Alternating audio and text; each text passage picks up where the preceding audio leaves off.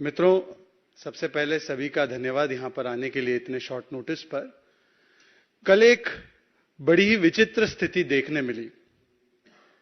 एक ऐसा व्यक्ति जिसकी पार्टी यूनाइटेड नहीं है, राजस्थान से लेकर महाराष्ट्र तक, कर्नाटका से लेकर छत्तीसगढ़ तक, जिसकी पार्टी की स्थिति टूटी फूटी है, टुकड़े टुकड़े है, वो और एक और ऐसे व्यक्ति जो खुद तो वैसे हमेशा नंबर 1 अपने प्रदेश में रहना चाहते हैं, पर उनकी खुद की घटती हुई प्रासंगिकता, पॉलिटिकल रेलेवेंस इस प्रकार से है कि आज वो नंबर 3 की पोजीशन में आ चुके हैं। ये दोनों व्यक्ति मिलकर राष्ट्रीय स्तर पर एकता की और अपने लिए प्रासंगिकता की बात कर रहे थे। ये बड़ी विचित्र स्थिति थी। पार्टी टूट रही है, टूटी फूटी हो रही है, टुकड़े टुकड़े हो रहे हैं। गहलोत बनाम पायलट हो रहा है, कहीं बाघेल बनाम देव सिंह हो रहा है, कहीं थोरात बनाम पटोले हो रहा है, पर बात यूनिटी की हो रही है। और ऐसी स्थिति में जो ये दिन में तस्वीर दिखाई दे रही थी, शाम में तो और भी अनोखी स्थिति दिखाई दी। शाम आते आते भारतीय राजनीति का, जिसे मैं कहता हूं एकमात्र व्यक्ति जिसको नटवरलाल या भारतीय राजनीति का पिनोकियो कहा जा सकता है, the Pinocchio of Indian politics, या नटवरलाल भारतीय राजनीति का, वो भी इस विचित्र स्थिति में अपने आप को शामिल कर देता है। और यदि मैं कहूं कि भारतीय राजनीति में सियासी धर्मांतरण का, पॉलिटिकल कन्वर्जन का, यदि कोई जीता जागता कोई एक सबसे प्रमुख उदाहरण है, तो वो भारतीय राजनीति का ये पिनोकियो अर्थात नटवरलाल अर्थात श्री अरविंद केजरीवाल है।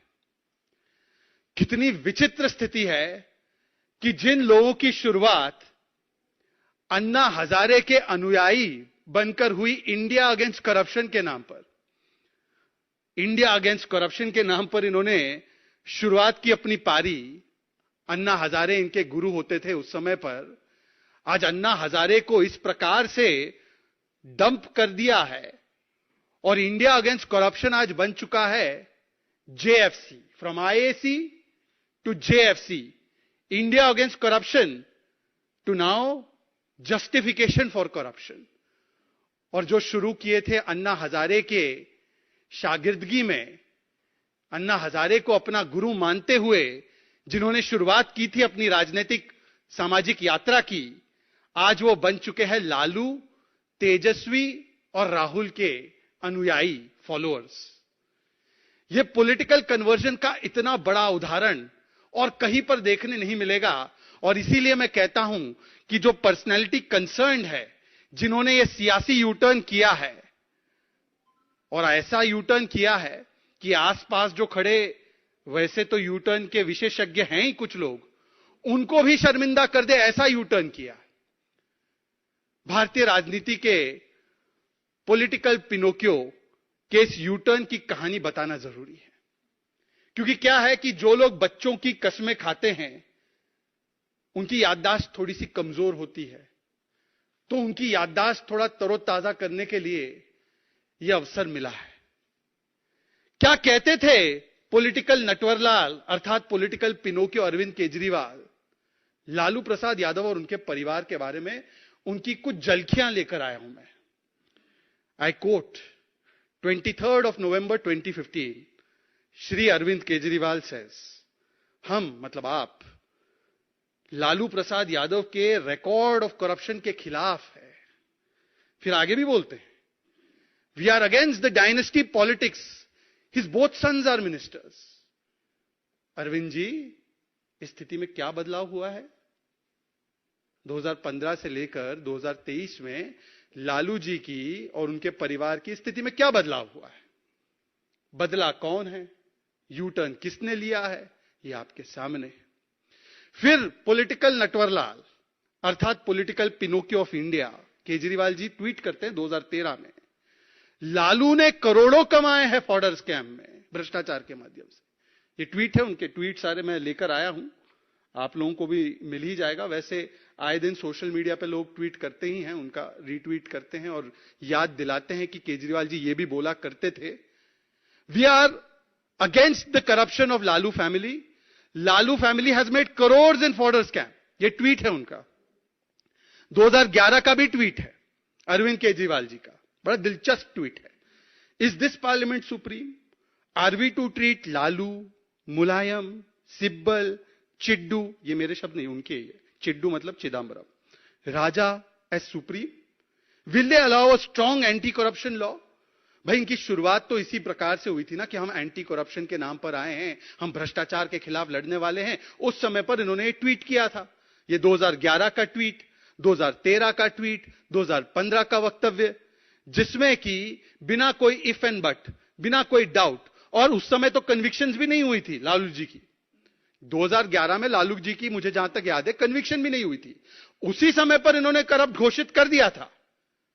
आज क्या स्थिति में बदलाव हुआ है, जब लालू जी एक नहीं अनेकों बार कन्विक्ट हुए हैं, अनेकों केस उनके परिवार पे चल रहे हैं, कहीं पर भी राहत नहीं मिल रही है, तो ऐसी क्या स्थितियां में बदलाव हुई है उनके भ्रष्टाचार को लेकर कि आज पॉलिटिकल पिनोकियो अरविंद केजरीवाल ने इनको गले लगा लिया है, इनके गले से गले मिल रहे हैं। कांग्रेस पार्टी के विषय में क्या कहते थे पॉलिटिकल नटवरलाल, ये तो मैं बताना नहीं चाहता हूं, आपको याद है किस किस को जेल भेजना चाहते थे, किस किस प्रकार से वो कहते थे कि जब सत्ता में आएंगे तो इनको जेल भेजेंगे, उनको जेल भेजेंगे, 13-13 लोगों की लिस्ट लेकर घूमते थे। और उस समय पर उनका स्टैंड होता था, ना कोई इन्वेस्टिगेशन, ना कोई जांच, पहले इस्तीफा हो, यह उनका स्टैंड होता था। आज पॉलिटिकल नटवरलाल उन्हीं के परिवार के साथ खड़े हैं जिनको वो भ्रष्ट बताते थे, और अलायंस बनाने की बात कर रहे हैं उन्हीं भ्रष्ट परिवार के लोगों के साथ। इसीलिए मैं कहता हूं, इसका अगर विश्लेषण किया जाए तो लोकतंत्र बचाना यह बहाना है, असलियत में अपने अपने भ्रष्टाचार को बचाना है। लोकतंत्र बचाओ यह बहाना है, अपने अपने भ्रष्टाचार तंत्र को बचाना है, इसलिए सबको मिलकर एक हो जाना है। कल तक जिसको गाली दे रहे थे, जिसको कह रहे थे भ्रष्टाचार का आइकॉन है, आज वो सुहाना सुहाना है। देखिए, और भी विश्लेषण करें तो इसमें आपको समझ में आएगा कि क्या है ये अलायंस, ये यूनिटी क्या है। इसमें ना कोई विजन है, ना इसमें कोई मिशन है, ना ये कोई एक मुद्दे पर कॉमन है। इसमें केवल अगर कॉमनैलिटी या यूनिटी है तो वो यूनिटी इन करप्शन है, यूनिटी इन कमीशन है, unity in politics of division है, और यूनिटी इन तुष्टीकरण है। हां, और unity in ambition for position है।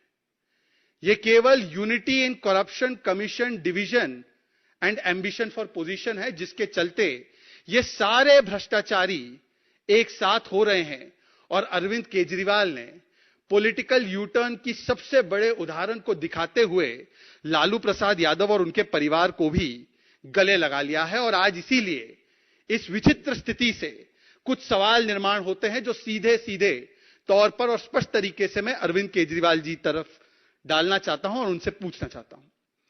सवाल नंबर 1, अरविंद केजरीवाल जी, यदि 2014 से पहले लालू प्रसाद यादव जी की कन्विक्शन से पहले, 2013 में उनकी कन्विक्शन हुई थी पहली बार, यदि उनका पूरा परिवार भ्रष्ट था, यदि उनका पूरा परिवार परिवारवादी मानसिकता से लिप्त था, तो आज ऐसी कौन सी स्थितियां बदली है जब वो 4-4 बार, 5-5 बार कन्विक्ट हो चुके हैं कि आज आपने यू टर्न करके उनको गले लगा लिया है? उनको कौन सी करप्शन से राहत मिली है? उल्टा आज जिनके साथ आप खड़े थे, उनके पुत्र के साथ, उनका तो नाम ईडी और सीबीआई ने लैंड फॉर जॉब स्कैम में लिया है। और यह लैंड फॉर जॉब स्कैम क्या है? यह 600 करोड़ का घोटाला है। और इस घोटाले का मूल मंत्र क्या था? जैसे नेताजी सुभाष चंद्र बोस ने एक समय पर कहा था, तुम मुझे खून दो मैं तुम्हें आजादी दूंगा। ये नेताजी के विचार थे। ये इनके परिवार का विचार क्या था? तुम मुझे लैंड दो, मैं तुम्हें जॉब दूंगा। ग्रुप डी और जो एकदम गरीब से गरीब तबके के लिए जो नौकरियां होती है, गरीब समाज के लोग जिस नौकरियों को पाने के लिए इच्छुक होते हैं, ऐसी नौकरियों के एवज में औने पौने दाम पर करोड़ों की जमीन हड़पने का, ऐंठने का काम इनके परिवार ने किया। और ये मैं नहीं कह रहा हूं, ये कोई भारतीय जनता पार्टी नहीं कह रही है। इस पूरे केस के बारे में जानकारी सबसे पहले जेडीयू के ललन सिंह ने दी थी, हमने नहीं दी थी, जेडीयू ने दी थी। पूरी कार्रवाई इसमें जब शुरू हुई, यूपीए 1 के बाद यूपीए 2, तो उस समय जो रेल मंत्री थी, उन्होंने बयान देकर इस पर कार्रवाइयां शुरू करवाने का काम किया। यह अलग बात है कि कांग्रेस के जमाने में एजेंसियों के द्वारा किस प्रकार से केस पैरेट की तरह काम किया जाता था, जब चाहिए तो केस खुले, जब चाहिए तो केस बंद। तो इसमें वो केस कभी आगे गया नहीं होगा। राजनीतिक मंशा क्या रही होगी वो एक अलग विषय है, पर इस पूरे केस की जानकारी जेडीयू ने दी थी। और केस क्या था? गरीबों से 1/4 दाम पर उनकी जमीनें लो और जमीनें परिवार को ट्रांसफर हो तो तब आपको नौकरी मिले ग्रुप डी की। ऐसे व्यक्ति ने, जिसने 600 करोड़ का घोटाला किया है, जिस पर सीबीआई और ईडी की प्रोसीडिंग चल रही है, जिसके प्रॉपर्टीज पर अटैचमेंट्स हो रही है और जिनको हाई कोर्ट तक राहत नहीं दे रहा।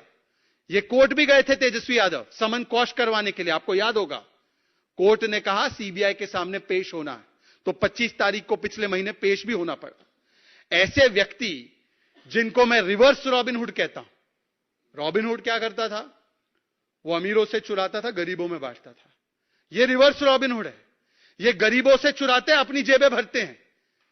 ये रिवर्स रॉबिनहुड के साथ खड़े हो रहे हैं, पॉलिटिकल पिनोकियो। बताइए। और ये अपने आप को कट्टर ईमानदारी का डिग्री देते हैं, हम कट्टर ईमानदार है जी। यह सियासी धर्मांतरण, पॉलिटिकल कन्वर्जन का ऐसा उदाहरण भारतीय राजनीति में आज तक हमने नहीं देखा होगा 75 वर्षों में। और यह भारतीय जनता पार्टी नहीं कह रही है। तेजस्वी यादव पर जो प्रोसीडिंग्स हो रहे हैं, उनके परिवार पर जो प्रोसीडिंग्स हो रहे हैं, कोर्ट ने कहा है, मैं आपको एक वाक्य पढ़कर सुनाना चाहता हूं कोर्ट ने क्या कहा है। चार्जशीट पर कॉग्निजेंस लेते हुए लैंड फॉर जॉब स्कैम में कोर्ट कहती है, a perusal of the charge sheet and the documents and material on record prima facie shows commission of offences under section 120b, 420, 467, 468, 471 of IPC and sections 8, 9, 11, 12, 13 of Prevention of Corruption Act. Cognizance is taken. ये court का कहना है। Court ने जिसको प्रथम दृष्टया भ्रष्टाचार में फिर से लिप्त पाया है, कोर्ट ने जिसके परिवार को कन्विक्ट किया है, जिसका नाम एक और स्कैम आईआरसीटीसी स्कैम में है और जिसकी शुरुआत जो भी हुई है वो जेडीयू के माध्यम से हुई है, उसके साथ खड़े होकर करप्शन के खिलाफ लड़ने की बड़ी बड़ी बातें करते हैं पॉलिटिकल नटवरलाल, पॉलिटिकल पिनोकियो। ये क्या है? ये केवल भ्रष्टाचार बचाओ आंदोलन है। An alliance and coalition to save the corrupt. A coalition of colonial cousins of corruption. यह है इनकी हकीकत और विचित्र स्थिति। और इसीलिए केजरीवाल जी, मैं आपसे एक और सवाल पूछता हूं, यह रिश्ता आखिर कहलाता क्या है? क्या आपने लालू प्रसाद यादव और उनके परिवार को कट्टर ईमानदारी का डिग्री थमा दिया है क्या?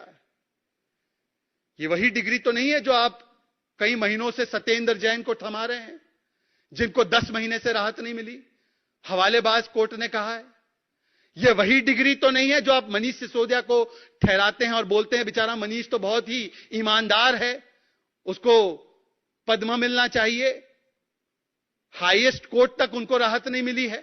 और पिछली बार जब मैं इसी मंच से आपके सामने रूबरू हुआ था, तब मैंने आपको बताया था कि कोर्ट ने मनीष सिसोदिया, शराब मंत्री अक्यूज नंबर 1 के बारे में कहा है कि वो आर्किटेक्ट है शराब घोटाले के।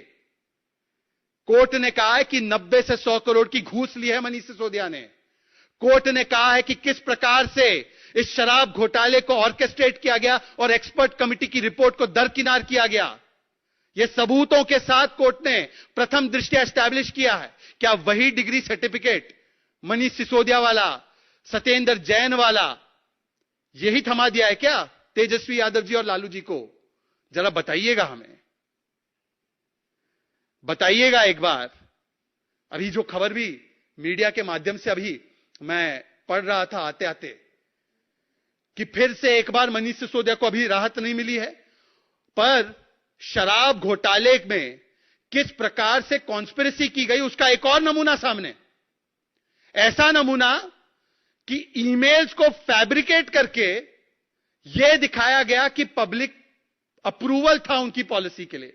यह तो ऐसे कहते ही थे उनके वक्तव्य पुराने कि शराब पॉलिसी जो हमने लाई है वो best policy in the world है, बेस्ट पॉलिसी ये कहते थे। आतिशी कहती थी, उनके और एक सौरभ भारद्वाज कहते थे, संजय सिंह कहते थे, best policy in the world है, बेस्ट पॉलिसी, इससे ज्यादा बेहतर पॉलिसी हो नहीं सकती। फिर यू टर्न करके पॉलिसी कैंसिल कर दी, परंतु ये बेस्ट पॉलिसी साबित करने के लिए मनीष सिसोदिया ने मंत्री होते हुए ईमेल फैब्रिकेट करा के फर्जी ईमेल अपने पास मंगवाए और यह बताया कि यह पब्लिक अप्रूवल आई है इस पॉलिसी के लिए। और बंद कैसे रही थी वो पॉलिसी? एक क्लोज रूम में मोनोपोली क्रिएट करने के लिए, कार्टेल क्रिएट करने के लिए, कुछ लोगों को फायदा दिलाने के लिए। तो ये आज इस बीबीसी भ्रष्टाचार बचाओ कोलिशन के बारे में यह सवाल हमने आपसे पूछा है। केजरीवाल जी बताइए कि क्या झूठ बोलना और पलटना यह आपकी फितरत बन चुकी है राजनीतिक रूप से? आपने जो बड़े बड़े वादे किए थे दिल्ली को कभी पूरे नहीं किए। आपने तो गली गली मोहल्ले मोहल्ले शराब के ठेके खोल दिए। हवालेबाज मंत्री और शराब में लिप्त मंत्रियों को बचाने का काम करते हैं। और आज जिस लालू प्रसाद यादव को आप करप्शन का आइकॉन मानते थे, आज उन्हीं के गले लग गए। यह ऐसी कौन सी राजनीतिक विवशता है, राजनीतिक मजबूरी है? नीतीश जी की तो राजनीतिक मजबूरी हम समझते ही हैं। नीतीश जी की तो हम समझते ही हैं। उन्होंने तो जेडीयू के माध्यम से केस शुरू किया लैंड फॉर जॉब का। एक समय था कि जेडीयू का अधिकृत बयान था कि Lalu is the icon of corruption. उनकी विवशता और उनकी लाचारी, उनकी मजबूरी बिहार में क्या है हम समझते हैं।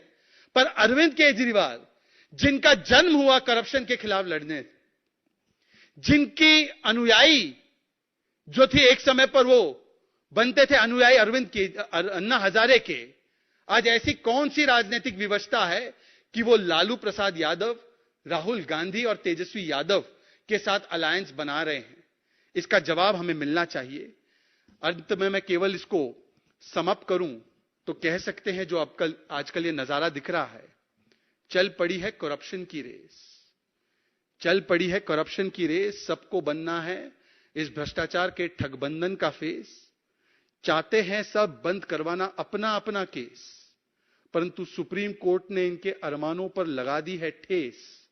और इसीलिए मिल गए हैं सारे भ्रष्टाचारी अपने अपने बचाने, अपने कुनबे और अपनी स्पेस।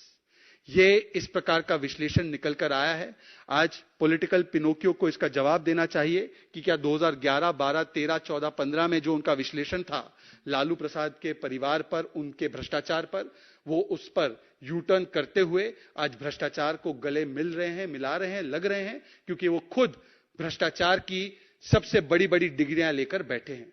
बस इतनी बातों के साथ मैं अपनी वाणी को विराम दूंगा। कोई और सवाल होगा तो आप पूछ सकते हैं।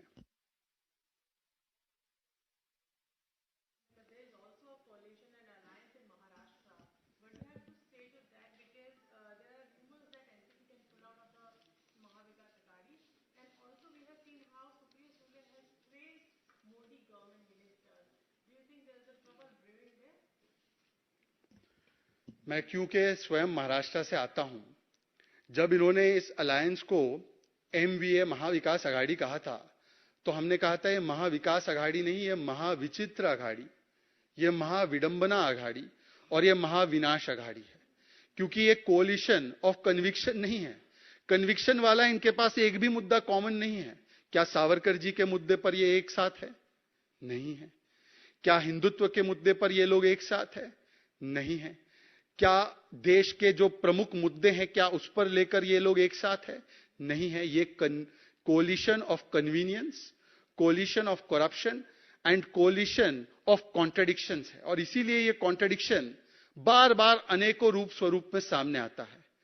अभी अभी मैंने एक ट्वीट भी डाला है कि अजीत पवार जी नाना पटोले को चेतावनीपूर्ण एक तरीके से कह रहे हैं कि जो गठबंधन के विषय है, कृपया मीडिया में आप बार बार जाकर इतनी उत्तेजना से बाहर कर देते हो, आप आकर मीटिंग में डिस्कस कीजिए। तो नाना पटोले उनको घूमकर कहते हैं कि देखिए, हम जो कह रहे हैं सही कह रहे हैं। सावरकर जी के विषय पर उद्धव जी और पवार जी आईना दिखाते हैं राहुल को, और राहुल जी जब जाते हैं अपनी पूर्व कॉन्स्टिट्यूएंसी में तो बड़े बड़े पोस्टर अपनी फोटो के साथ लगाते हैं कि मैं सावरकर नहीं हूं, मैं सॉरी वीर नहीं हूं, मैं सॉरी नहीं बोलूंगा। तो मैं तो कह रहा हूं कि यह महाविचित्र अघाड़ी है, और जो भी चीज जिसका जन्म ही कॉन्ट्रडिक्शन में होता है, जिसका जन्म ही कन्वीनियंस से होता है और कन्विक्शन से नहीं होता, वो destined for collapse and destined for complete मैं कह सकता हूं कंफ्यूजन हमेशा रहती है। ये कोलैप्स और कंफ्यूजन इसीलिए निर्माण हुई है क्योंकि कन्विक्शन भी नहीं है, केवल कन्वीनियंस के नाम पर ये लोग एक साथ हुए हैं।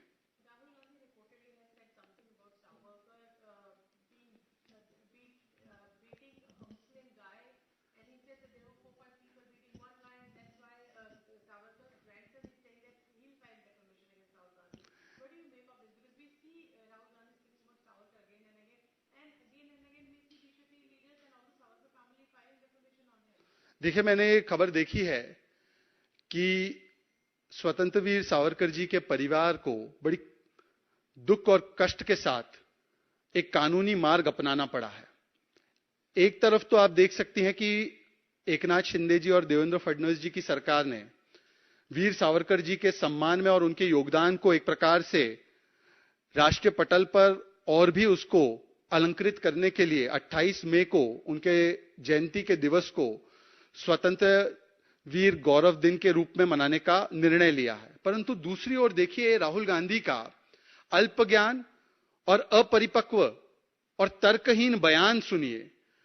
उनको क्या यह नहीं मालूम है कि वीर सावरकर जी के विषय में अगर सबसे ज्यादा किसी ने स्वर्ण अक्षरों में भूरी भूरी प्रशंसा की है तो उनकी दादी मां ने की है। इंदिरा जी ने तो उनके लिए स्टैंप भी रिलीज किया था।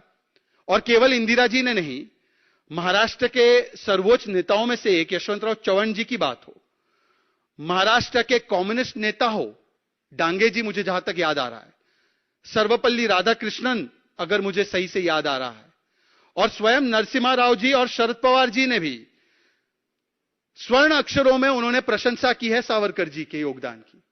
तो क्या वो सारे लोग गलत थे? क्या राहुल गांधी कहना चाह रहे हैं कि उनकी दादी मां गलत थी, यशवंतराव जी गलत थे, शरद पवार गलत हैं, उद्धव जी गलत है और केवल वो सही है? यह दिखाता है कि एक व्यक्ति का विरोध करते करते हो सकता है राहुल गांधी को भारतीय जनता पार्टी एक आंख न भाती हो। यह बात सही हो सकती है, उनको प्रधानमंत्री नरेंद्र मोदी, देवेंद्र जी की सरकार, शिंदे जी की सरकार एक आंख ना बाती हो। परंतु क्या एक व्यक्ति, एक पार्टी का विरोध करते करते हम देश के राष्ट्र महानायकों का इस प्रकार से अपमान करेंगे? इस प्रकार से बार बार अपमानजनक और झूठी बातें फैलाएंगे? और एक केस में तो जिस प्रकार से उन्होंने झूठ बोला है, सुप्रीम कोर्ट के सामने उनको माफी मांगनी पड़ी। एक केस में उनको दोषी पाया गया, ओबीसी समाज का अपमान जो किया है। एक केस में भिवंडी कोर्ट में जो उन्होंने आरएसएस के विषय में कहा था, उस पर उनको यू टर्न करके वहां पर भी अपना स्टैंड चेंज करना पड़ा है। अब सावरकर जी के परिवार ने केस किया है तो उसका जवाब देना होगा। परंतु इस मंच से, क्योंकि मैं खुद स्वयं महाराष्ट्र से आता हूं, मुझे याद है उद्धव जी का वो वक्तव्य। उद्धव जी ने सार्वजनिक मंच से कहा था, यदि कोई सावरकर जी का अपमान करेगा तो मैं बड़े आक्रामक रूप से, मैं पूरी चीज को कोट नहीं करना चाहता, आप लोग ढूंढ सकते हैं, मैं बड़े आक्रामक रूप से उसका जवाब हमारी सेना, उद्धव सेना देगी। आज उद्धव जी, ऐसी कौन सी मजबूरी है कि हिंदुत्व का जो शेर था वो वोट बैंक की भीगी बिल्ली बन चुका है? एकाध कोई कॉस्मेटिक हुस्न अफरोजी वाले बयान इशू करने के अलावा राहुल गांधी जी और कांग्रेस पार्टी का जो एक कांस्टेंट इस प्रकार का स्टैंड सावरकर जी पर आ रहा है, उस पर आप लोग कोई स्टैंड नहीं ले पा रहे हो। ये आपकी मजबूरी और लाचारी और किस प्रकार से स्वर्गीय बाला साहेब ठाकरे जी की विचारधारा को आपने तिलांजलि देने का काम किया है, उसका जीता जागता प्रमाण आज फिर से सामने आ रहा है। उद्धव जी को तय करना है कि सावरकर जी उनके लिए देवता समान है या जो राहुल गांधी कह रहे हैं वो सही है।